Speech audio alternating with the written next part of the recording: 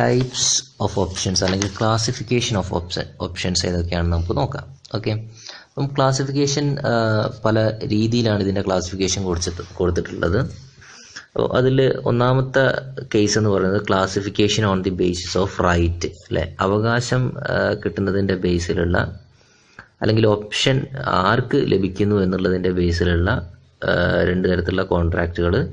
ഇത് രണ്ട് നമ്മൾ ഓൾറെഡി ഡിസ്കസ് ചെയ്തതാണ്. ഒന്ന് കോൾ ഓപ്ഷനും മറ്റൊന്ന് പുട്ട് ഓപ്ഷനും, അല്ലേ. അതിൽ കോൾ ഓപ്ഷൻ എന്ന് പറഞ്ഞു കഴിഞ്ഞാൽ it's an option that gives a purchaser the right but not the obligation to buy the underlying asset from the writer at a specified exercise price on a specified date, അല്ലേ. ഇതൊരു option contract ആണ്. ഈ option contract പ്രകാരം പർച്ചേസർക്കാണ് എന്ത് കിട്ടുന്നത്? Right കിട്ടുന്നത്, അല്ലേ. Option പർച്ചേസർക്ക്, അതായത് ബയർക്കാണ് ഇവിടെ റൈറ്റ് ഉണ്ടാവുക. അതായത് option to buy an underlying asset, അല്ലേ. അണ്ടർലൈങ് അസെറ്റ് വാങ്ങിക്കുന്ന ആൾക്ക് ഒരു റൈറ്റ് ലഭിക്കുക അവിടെ.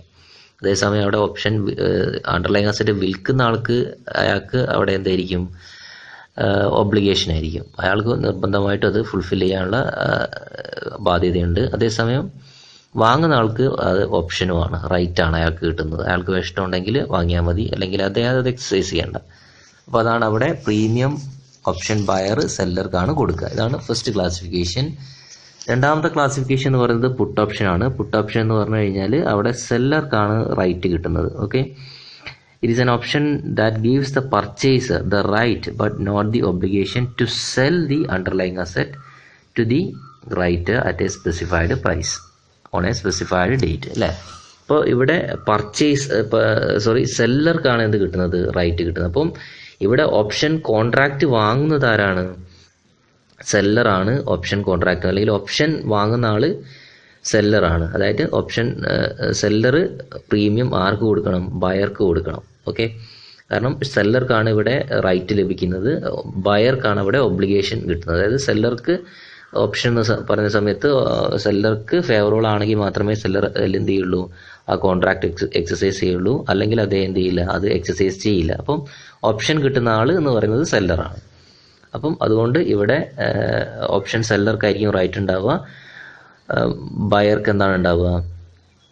അവിടെ ഒബ്ലിഗേഷനാണ് ഉണ്ടാവുക. ഓക്കെ, അപ്പോൾ ഇതാണ് പുട്ട് ഓപ്ഷൻ എന്ന് പറഞ്ഞു കഴിഞ്ഞാൽ കോൾ ഓപ്ഷൻ്റെ നേരെ വിപരീതം എന്ന് പറയുന്നത്. ഓക്കെ, അപ്പോൾ ഇത് രണ്ടെണ്ണമാണ് classification on the basis of right. അടുത്ത ക്ലാസിഫിക്കേഷൻ എന്ന് പറയുന്നത് classification on the basis of style of exercise. എങ്ങനെ ഇത് എക്സസൈസ് ചെയ്യുന്നു? ഓക്കെ, എക്സസൈസ് ചെയ്യുന്നു പറഞ്ഞു കഴിഞ്ഞാൽ ആ കോൺട്രാക്ട് എങ്ങനെ അത് എന്താ പറയുക, അതിൻ്റെ എക്സ്പയറി ഡേറ്റ് ആവുന്ന സമയത്ത് അത് എങ്ങനെയാണ് എക്സസൈസ് ചെയ്യുന്നത് എന്നതിൻ്റെ അടിസ്ഥാനത്തിൽ ഓപ്ഷനെ നമുക്ക് മൂന്നായിട്ട് തരംതിരിക്കാം. യൂറോപ്യൻ ഓപ്ഷൻസ് ഉണ്ട്, അതോടൊപ്പം അമേരിക്കൻ ഓപ്ഷൻസ് ഉണ്ട്, ദെൻ ബെർമുഡൻ ഓപ്ഷൻസും ഉണ്ട്. അപ്പം യൂറോപ്യൻ ഓപ്ഷൻ എന്ന് പറഞ്ഞു കഴിഞ്ഞാൽ these are options that can be exercised only on the expiry date, that is maturity. അതായത് യൂറോപ്യൻ ഓപ്ഷൻ എന്ന് പറഞ്ഞു കഴിഞ്ഞാൽ ഈ ഓപ്ഷൻ കോൺട്രാക്റ്റുകൾ നിങ്ങൾ വാങ്ങിക്കഴിഞ്ഞാൽ ഇത് എപ്പോൾ മാത്രമേ നിങ്ങൾക്ക് എക്സസൈസ് ചെയ്യാൻ പറ്റുള്ളൂ?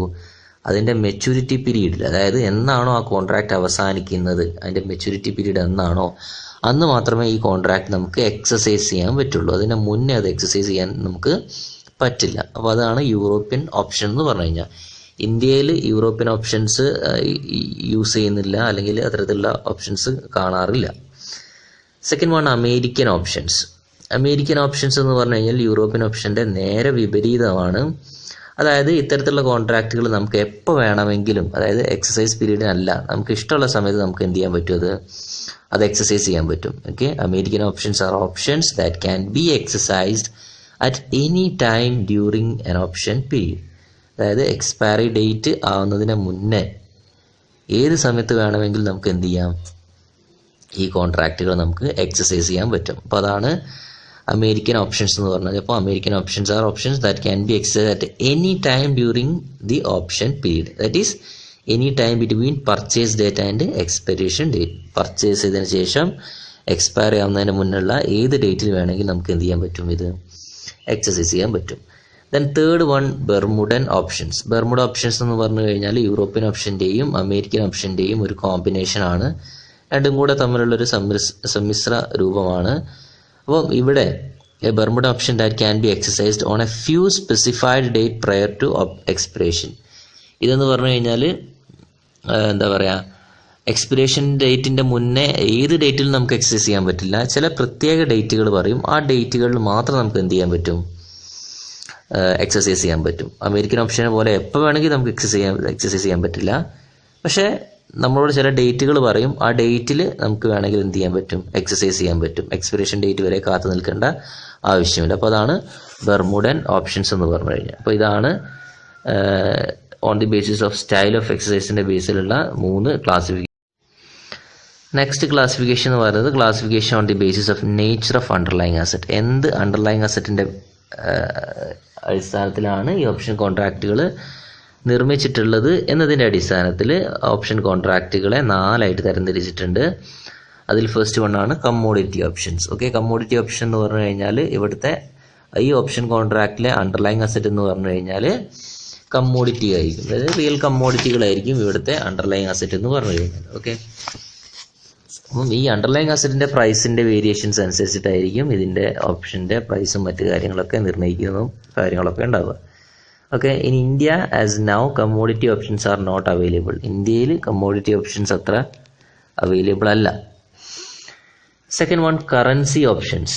കറൻസി ഓപ്ഷൻസിൽ നമുക്കറിയാം അവിടെ അണ്ടർലൈങ് അസറ്റ് എന്ന് പറയുന്നത് ഏതെങ്കിലും ഒരു സ്പെസിഫിക് കറൻസി ആയിരിക്കും. ഓക്കെ, അപ്പം it is an contract that confers the right to buy or sell foreign currency at a specified price at a future date. ഏതെങ്കിലും ഫോറിൻ കറൻസികൾ വാങ്ങുകയോ അല്ലെങ്കിൽ വിൽക്കുകയോ എന്നുള്ള കോൺട്രാക്റ്റ് ആയിരിക്കും കറൻസി ഓപ്ഷൻ. ഇവ കറൻസി ഓപ്ഷനിൽ അണ്ടർലൈങ് അസറ്റ് എന്ന് പറയുന്നത് എന്തായിരിക്കും, കറൻസി ആയിരിക്കും, ഫോറിൻ കറൻസി ആയിരിക്കും അവിടെ അണ്ടർലൈങ് അസറ്റായിട്ട് പരിഗണിക്കപ്പെടുന്നത്. Okay, then next one stock options. Stock ഓപ്ഷൻസിൽ അവിടുത്തെ അണ്ടർലൈങ് അസറ്റ് എന്ന് പറയുന്നത് സ്റ്റോക്ക് ആയിരിക്കും അല്ലെങ്കിൽ ഷെയർസ് ആയിരിക്കും, ഏതെങ്കിലും കമ്പനികളുടെ ഷെയർസോ അല്ലെങ്കിൽ സ്റ്റോക്കോ ആയിരിക്കും. Here the underlying asset is an individual stock of corporate. Okay, corporate കമ്പനികളുടെ സ്റ്റോക്കുകളായിരിക്കും നമ്മൾ ഇവിടെ അണ്ടർലൈങ് അസറ്റായിട്ട് പരിഗണിക്കപ്പെടുന്നത്. An option requires the actual delivery of stock option exercise. Okay, അതായത് ഇത് റിക്വയർ ചെയ്യുന്നുണ്ട്, ഈ സ്റ്റോക്കുകൾ എന്ത് ചെയ്യണം, അത് എക്സസൈസ് ചെയ്യണം അല്ലെങ്കിൽ ഡെലിവറി വേണ്ടി വരും ഇത്തരത്തിലുള്ള സ്റ്റോക്ക് ഓപ്ഷൻ്റെ കേസിൽ. ദെൻ ലാസ്റ്റ് കാറ്റഗറി എന്ന് പറഞ്ഞാൽ stock index option. Stock index option എന്ന് പറഞ്ഞു കഴിഞ്ഞാൽ നമുക്കറിയാം അവിടുത്തെ അണ്ടർലൈങ് അസറ്റ് എന്ന് പറയുന്നത്, അസറ്റ് എന്ന് പറയാൻ പറ്റില്ല, അണ്ടർലൈങ് എന്ന് പറയുന്നത് സ്റ്റോക്ക് ഇൻഡെക്സ് ആയിരിക്കും അല്ലേ. സ്റ്റോക്ക് ഇൻഡെക്സ് എന്ന് പറഞ്ഞാൽ BSE ഇൻഡെക്സോ NSE ഇൻഡെക്സോ സെൻസെക്സ് അങ്ങനെ എന്തെങ്കിലും ആയിരിക്കാം. ഓക്കെ, അപ്പോൾ അത്തരത്തിലുള്ള ഇൻഡെക്സുകൾ ഉപയോഗിച്ചുകൊണ്ടാണ് സ്റ്റോക്ക് ഇൻഡെക്സ് ഓപ്ഷൻസ് ക്രിയേറ്റ് ചെയ്യുന്നത്. അപ്പം ഈ കോൺട്രാക്റ്റിൻ്റെ പ്രത്യേകത എന്ന് പറഞ്ഞു കഴിഞ്ഞാൽ അവിടെ അണ്ടർലൈങ് അസറ്റ് ഒരു റിയൽ അല്ലെങ്കിൽ ടാഞ്ചിബിൾ ആയിട്ടുള്ള ഒരു അണ്ടർലൈങ് അസറ്റ് ഇല്ല. അപ്പോൾ അതുകൊണ്ട് തന്നെ അവിടെ physical delivery of underlying asset ഉണ്ടാവില്ല, ഓൺലി ക്യാഷ് സെറ്റിൽമെൻ്റ് ആയിരിക്കും ഇവിടെ ഉണ്ടാവുക. Okay, the transactions are settled by payment of cash transaction ആയിരിക്കും ഉണ്ടാവുക. The settlement is equal to the difference between closing price of the index option price and the stock price of the option.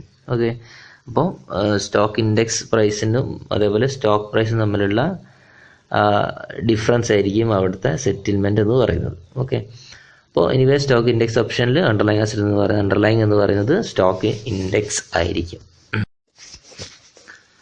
Then any classification on the basis of place of trading or trading practice അല്ലേ, എവിടെ ഇത് trade ചെയ്യുന്നു അല്ലെങ്കിൽ ഏത് medium ഉപയോഗിച്ചാണ് ഇത് trade ചെയ്യുന്നത്, അതിൻ്റെ അടിസ്ഥാനത്തിൽ നമുക്ക് ഓപ്ഷൻസിനെ പ്രധാനമായിട്ട് 2 ക്ലാസിഫിക്കേഷൻ ചെയ്യാം. എക്സ്ചേഞ്ച് ട്രേഡഡ് ഓപ്ഷൻസും ഓവർ ദി കൗണ്ടർ ഓപ്ഷൻസും. Exchange traded options and over the counter options. അതിൽ എക്സ്ചേഞ്ച് ട്രേഡഡ് ഓപ്ഷൻസ് എന്ന് പറഞ്ഞു കഴിഞ്ഞാൽ ഓപ്ഷൻ കോൺട്രാക്റ്റുകൾ ഓർഗനൈസ്ഡ് എക്സ്ചേഞ്ച്, സ്റ്റോക്ക് എക്സ്ചേഞ്ച് വഴി ട്രേഡ് ചെയ്യുന്ന ഓപ്ഷൻസിനെയാണ് നമ്മൾ എന്ത് പറയുന്നത്, എക്സ്ചേഞ്ച് ട്രേഡഡ് ഓപ്ഷൻസ് എന്ന് പറയുന്നത്. ഓക്കെ, അപ്പോൾ എക്സ്ചേഞ്ച് ട്രേഡഡ് ഓപ്ഷൻസ് ആവുന്ന സമയത്ത് സ്റ്റാൻഡർഡൈസ്ഡ് കോൺട്രാക്റ്റുകളായിരിക്കും. അതിൽ എന്താ പറയുക, യൂണിഫോം അണ്ടർലൈങ് അസറ്റ് ആയിരിക്കും, അതേപോലെ limited number of strike prices ആയിരിക്കും, അതേപോലെ limited number of expiration date as determine the exchange determine ചെയ്യുന്ന എക്സ്പിറേഷൻ ഡേറ്റുകളൊക്കെ, അതായത് മൊത്തത്തിൽ സ്റ്റാൻഡർഡൈസ്ഡ് കോൺട്രാക്റ്റുകളായിരിക്കും ഏത് എക്സ്ചേഞ്ച് ട്രേഡഡ് ഓപ്ഷൻസ് എന്ന് പറഞ്ഞു കഴിഞ്ഞാൽ. ദെൻ രണ്ടാമത്തെ ക്ലാസിഫിക്കേഷൻ എന്ന് പറയുന്നത് over the counter options. Over the counter options എന്ന് പറഞ്ഞു കഴിഞ്ഞാൽ എക്സ്ചേഞ്ച് ട്രേഡഡ് അല്ല, എക്സ്ചേഞ്ചിന് പുറത്ത്, അതായത് ഓവർ ദി കൗണ്ടർ വഴി ട്രേഡ് ചെയ്യുന്ന ഓപ്ഷൻസിനെയാണ് നമ്മൾ ഓവർ ദി കൗണ്ടർ ഓപ്ഷൻസ് എന്ന് പറയുന്നത്. These are custom or tailor agreement sold directly by dealers rather than through an exchange. The terms of this contract are negotiated by the parties of the contract. These are like forward contract. ഇത് നമ്മൾ forward contract പഠിച്ച പോലെ തന്നെ അത്ര standardised ആയിട്ടുള്ള ഒരു contract അല്ല. ഇത് പൂർണ്ണമായിട്ടും കസ്റ്റം ടൈലേർഡ് ആണ് അല്ലേ. അതായത് എന്താ പറയുക, ഒരു പ്രൈവറ്റ് ബയലാറ്ററൽ എഗ്രിമെന്റ് പോലെ ഒരു പ്രൈവറ്റ് എഗ്രിമെന്റ് ആണ്. അതിൽ അവരുടെ ഇഷ്ടങ്ങൾക്കനുസരിച്ചിട്ടുള്ള പല കാര്യങ്ങളും അതിലുണ്ടാവും. അതായത് കുറച്ചും കൂടി നെഗോഷിയേറ്റഡ് ആയിട്ട് കാര്യങ്ങൾ പറഞ്ഞിട്ടായിരിക്കും കോൺട്രാക്റ്റിലെ കാര്യങ്ങളൊക്കെ തീരുമാനിച്ചിട്ടുണ്ടാവുക. ഓക്കെ, അതാണ്. എനിവേ ഇത് ട്രേഡ് ചെയ്യുന്നത് ഓവർ ദി കൗണ്ടർ വഴിയായിരിക്കും, എക്സ്ചേഞ്ച് ട്രേഡ്